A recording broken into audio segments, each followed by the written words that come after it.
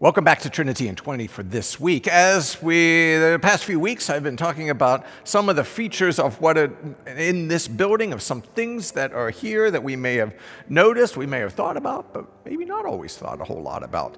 And today I want to talk about sections of this church, and particularly one in particular. We sometimes use words for church that everybody kind of smiles and nods their head, but we don't really know where they came from or what they mean. And sometimes we use some words interchangeably. We sort of know what we mean, but not always certain that we know what we mean. And some of those have to do with the parts of the interior of this building and what some of them at least have historically meant. Now, not infrequently, we might use the word sanctuary, right? And when we use the sanctuary, we might talk about the sanctuary, the church sanctuary. And a friend of mine just said, in the church that she grew up in, there was the fellowship hall and there was a sanctuary. And what we mean by that is then the place where we worship, right? But the thing is that sanctuary actually refers to a very particular part of the church. Nave refers to a very particular part of the church. Inside of this big room, if you could think of it that way, inside of this big room, there are traditionally at least 4 sections of this room that have distinct and unique names to them. The sanctuary, if you may, is always this section, this part right up here where the altar sits. The sanctuary is where the altar sits, and that part up there where the altar is and communion is celebrated and that sort of stuff. Then the section that is next to it, by tradition, is what's called the choir. And you know what happens in the choir, right? The choir sits there. Funky, huh? Every now and again, something in church actually makes sense. The choir, and the clergy usually sit in the choir area.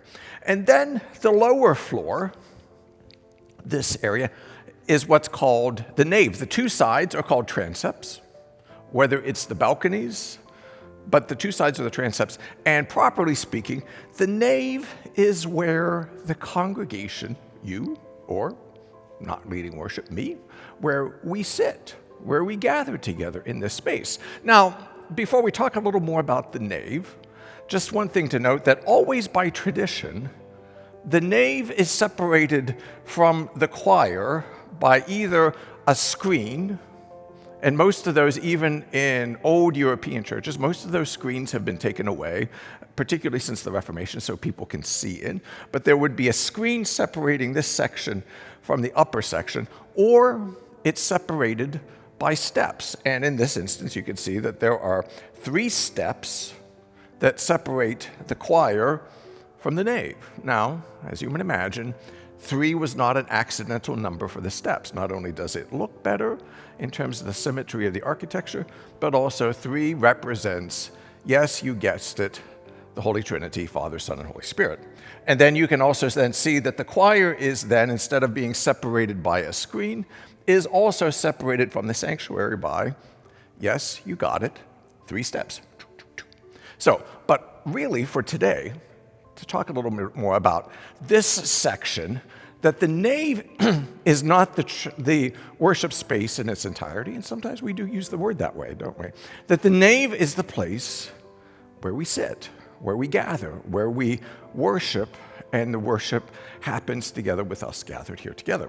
Now the word nave is derived from the Latin word navus, which means boat or ship, navus, and gets transliterated then down over time as nave. It's the word that then becomes our word for navy or naval.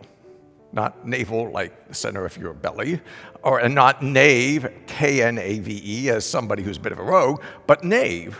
And we have by tradition spoken of this as the ship of the church. So if you actually, and it happens in our church sometimes, in traditional churches, you can look up and you see the peak, and it looks a little bit like a flipped over boat that kind of shelters us.